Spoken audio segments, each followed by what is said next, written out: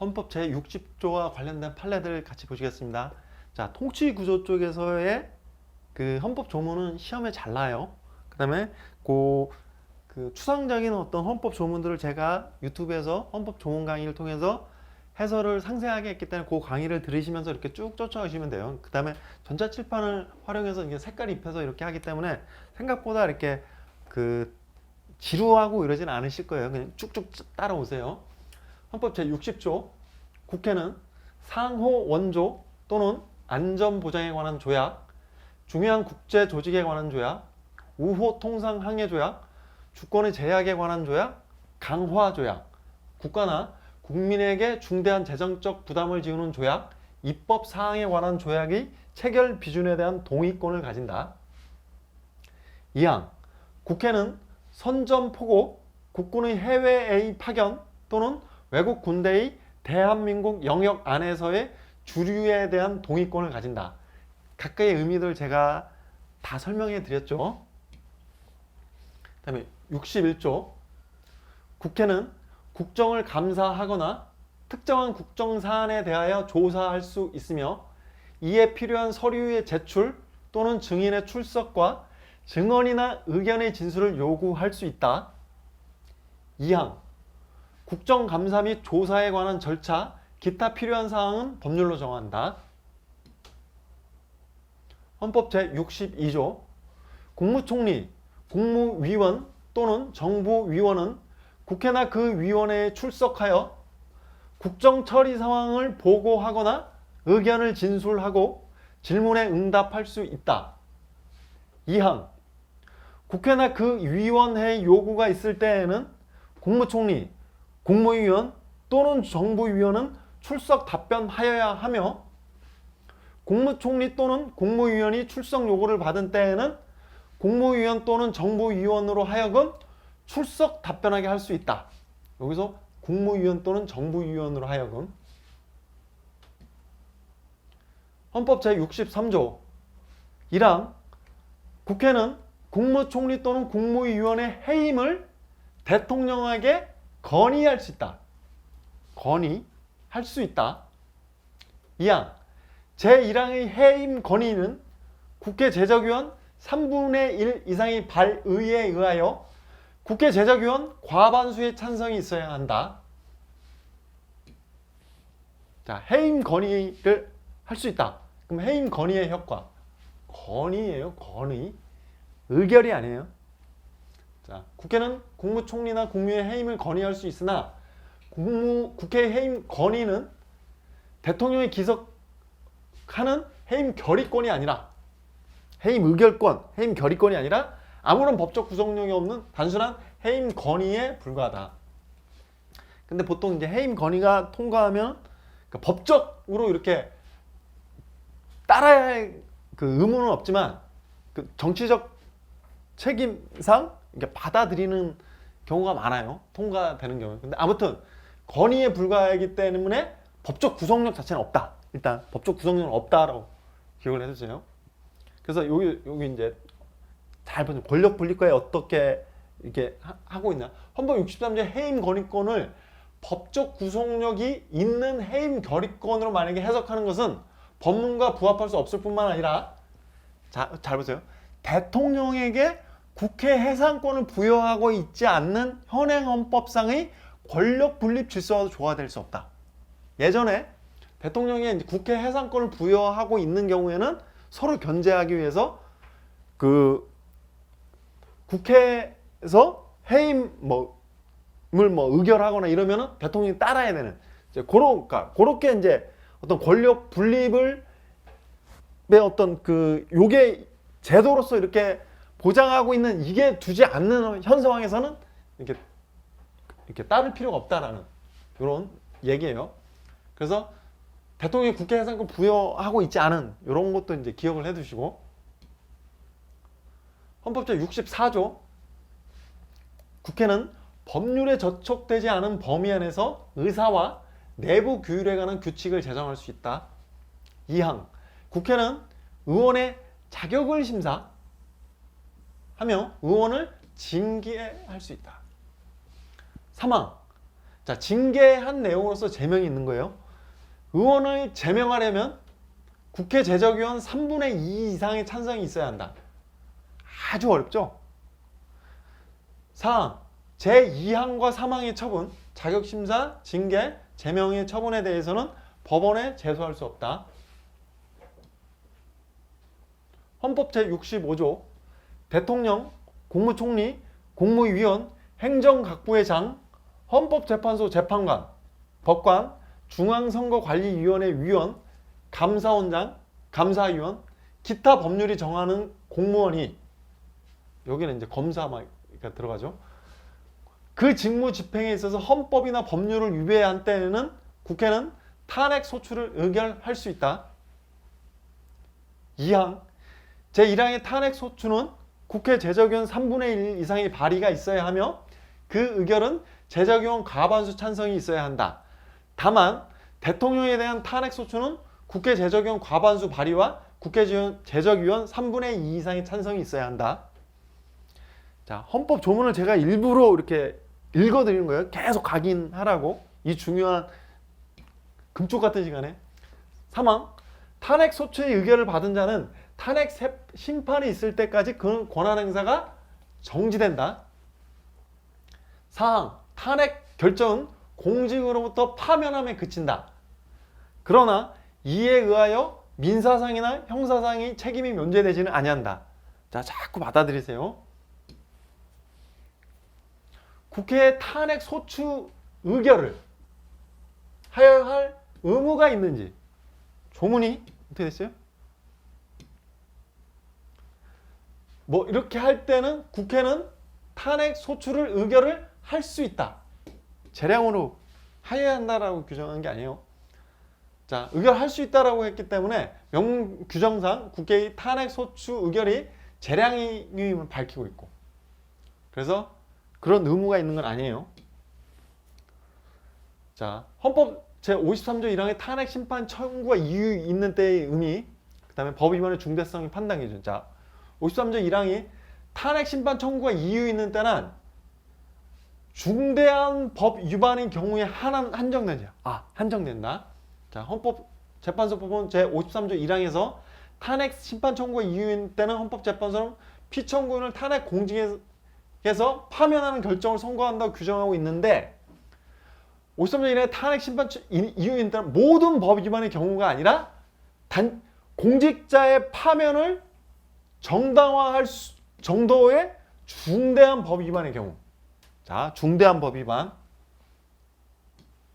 그 다음에 법 위반 중대성에 대한 판단 기준은, 자, 법 위반이 중대한지 또는 파면이 정당화되는지 여부는 법 위반이 어느 정도로 헌법 질서에 부정적 영향을 미치는지 관점, 그다음에 피청구인을 파면하는 경우 초래되는 효과를 서로 형량해서 파면 여부를 결정해야 되는데, 그렇기 때문에 대통령에 대한 파면 효과가 이와 같이 중대하다면, 예를 들어 대통령에 대한 파면 결정은 국민이 선거를 통해서 대통령에 부여한 민주적 정당성을 임기 중 다시 박탈하는 효과를 가지기 때문에 직무 수행의 단절로 인한 국가적 손실과 국정 공백은 물론이고 국론 분열 현상, 즉 대통령을 지지하는 국민과 그렇지 않은 국민 간의 분열과 반목으로 인한 정치적 혼란, 우리 박근혜 대통령 탄핵하고 나서 엄청난 혼란이 있었잖아요.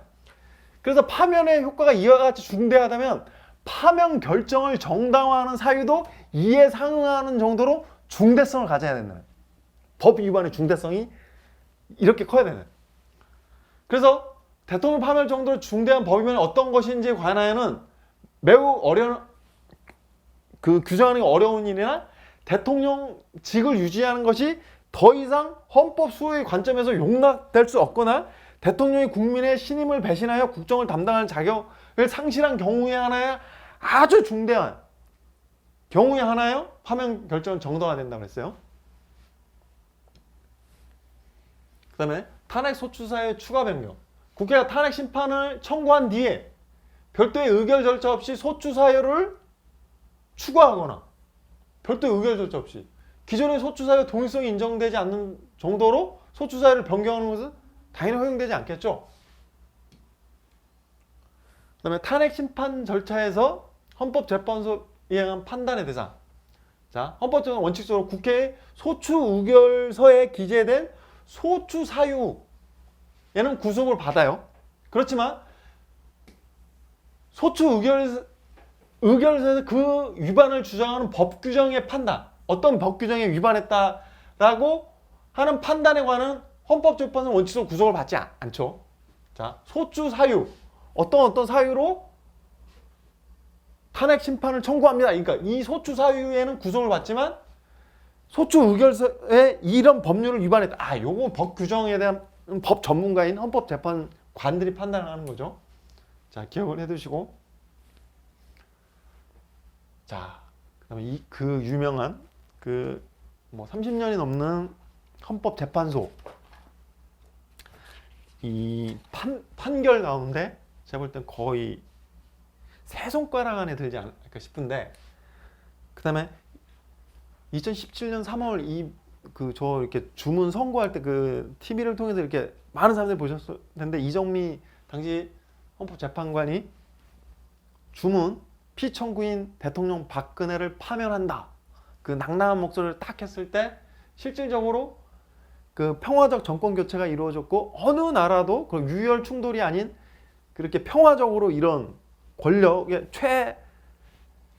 최정점에 있는 그 권력을 이렇게 내려앉히는, 예전에는 뭐 단두대에 올린다거나 아니면 혁명을 통해서 끌어내리거나 그 과정에서 그 총칼이 막 오가고, 그러니까 이런 거를 굉장히 평화적으로, 그래서 엄청 중요한 판례고, 그 우리나라 민주주의를 세계에서 굉장히 이렇게 딱 선진 대열에 확 이렇게 오르게 하는 아주 중요한 판례예요. 자, 소추사의 특정 여부. 자, 하나하나 다 중요해요. 탄핵 소추 사유는 그 대상 사실을 다른 사실과 명백하게 구분할 수 있을 정도의 구체적 사실이 기재되면 충분하다. 그래서 이 사건은 소추 사유가 충분히 특정됐다고 봤고, 국회 의결 절차 위법 여부.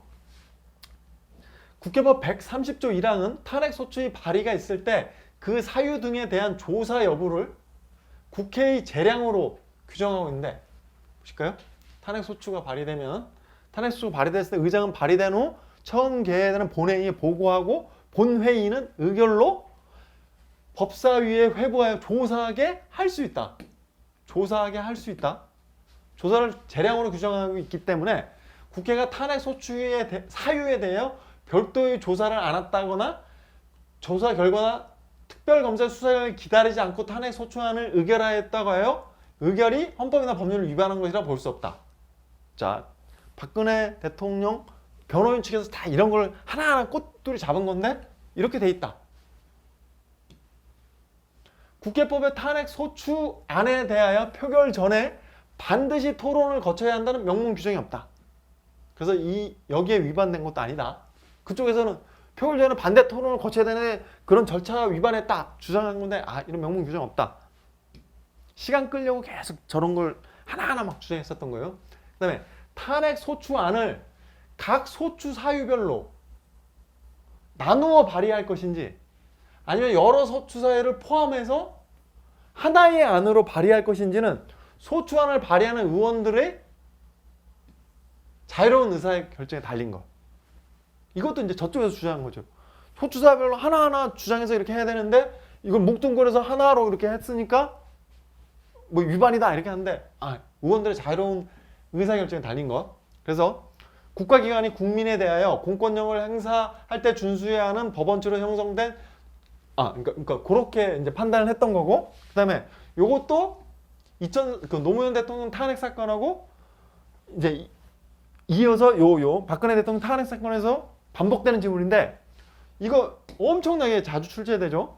국가기관이 국민에 대하여 공권력을 행사할 때 준수해야 하는 법 원칙으로 형성된 적법 절차의 원칙을 국가기관이 국가기관에 대해 헌법을 수호하고자 하는 탄핵 소추자는 직접 적용될 수 없다. 이건 너무너무 많이. 그래서 헌법적 적법 절차의 원칙을 국가기관에 대해 헌법을 수호하고자 하는 탄핵 소추자체에는 직접 적용할 수 없다. 맞는 지문.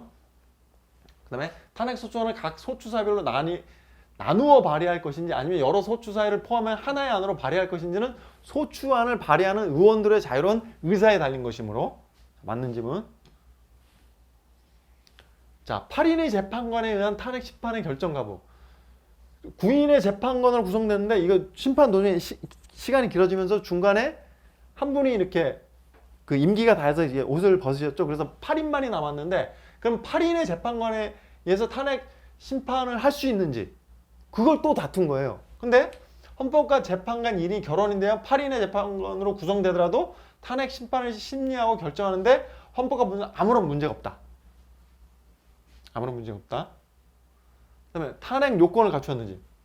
자, 헌법에는 자 65년 대통령 그 직무를 집행하면서 헌법이나 법률을 위배한 때를 탄핵 사유로 규정하고 있는데 이 헌법, 이 법률의 의미가 뭔가? 자, 이 헌법에는 불문헌법도 포함되고 이 법률에는 형식적 의미의 법률뿐만 아니라 형식적 의미의 법률 동일한 효력을 가지는 국제조약, 일반적으로 쓰는 국제법규 등이 포함된다. 폭넓게 보는 거죠. 그래서 대통령을 탄핵하기 위해서는 대통령의 법 위배 행위가 헌법 질서에 미치는 부정적 영향과 해악이 중대하여 대통령 파면함으로써 얻는 헌법 수호의 이익이 대통령 파면에 따른 국가적 손실을 압도할 정도로 커야. 그래서 중대한 헌법이나 법률 위배가 있는 때. 그래서 여기 최순실이었는데 본명은 이제 최서원이죠.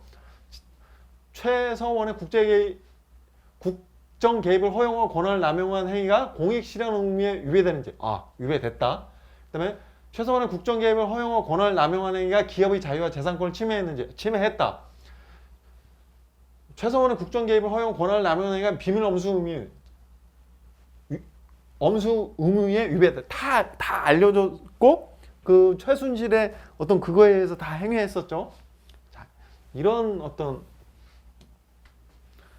그다음에 생명권 보호 의무 위반 여부. 요거는 이제 그러니까 세월호 사건이 보고가 됐는데 왜 거기서 뭐 얼굴 시술을 하느라고 이제 뭐 얼굴이 부어서 나타나지 못하고 그게 그 대통령의 어떤 생명권 보호 의무를 위반한 것이다라고 이제 주장한 거에 대해서 아니다. 국민의 생명이 위협받는 재난 상황이 발생하였다고 하여 피청구인 대통령이 직접 구조 활동에 참여하는 등 구체적으로 특정한 행위 의무까지 발생하는 것은 아니다. 자, 요것도 시험에 잘 나요. 세월호 참사에 대한 대통령의 대응 조치에 미흡하고 부적절한 면이 있었다고 하여 곧바로 피청구인이 생명권 보호의무를 위반했다는 인정하기는 어렵다. 자, 그 대통령 생명권 보호의무 위반 X. 자, 국민의 생명 위협받는 재난 상황이 발생했다는 대통령 직접 구조 활동에 참여해야 하는 구체적 특정 행위 의무까지 바로 발생한다 보기는 어렵다. 불성실한 대책 수행의 탄핵 심판자의 판단 대상이 되는지 여부. 불성실. 자, 대통령의 직책을 성실히 수행할 의무가 있어요. 이거는 헌법에 규정돼 있어요. 그렇지만 헌법 69조. 근데 헌법을 수호할 의무와는 달리 이거는 헌법 66조. 헌법을 수호해야 할 의무와는 달리 성실을 규범적으로 그 이행이 관철될 수 있는 성격의 의무가 아니라고 했어요. 그래서 원칙적으로 사법적 판단이 되는. 성실을 어떻게 판단해? 사법적으로. 그래서 성실, 요거는 규범적으로 이렇게 이행이 관철될 수 있는 것이 아니야. 선거로 평가라는 거예요. 선거로. 그래서 대통령 성실, 헌법적 의무에는 해당되지만 규범적으로 그 이행이 관철될 수 있는 성질의 성격이 아니므로 원칙적으로 사법적 판단의 대상이 안 된다. 자, 피청구인을 파면할 것인지 여부. 적극. 앞에서 막 이러고 있죠. 막 이런 거. 다 적극이었잖아. 적극. 최순실의 나라였죠. 그 당시에. 그래서 피청구인이 이 사건 헌법과 법률 위배 행위는 국민의 신임을 배반한 행위로서 헌법 수호의 관점에서 도저히 용납할 수 없는 중대한 법 위반 행위라고 보아야 한다. 그렇다면 피청구인의 법 위반 행위가 헌법 질서에 미치될 부정적 영향과 파급 효과가 중대하므로 피청구인을 파면함으로써 얻는 헌법 수호의 이익이 대통령 파면에 따른 국가적 손실을 압도할 정도로 크다고 봐서 파면할 것인지 여부와 관련돼서 적고, 그래서 주문이 어떻게 났어요? 주문, 피청구인 대통령 박근혜를 파면한다. 이렇게 결정이 난 거죠. 자, 이렇게 탄핵 소추까지 같이 살펴봤습니다.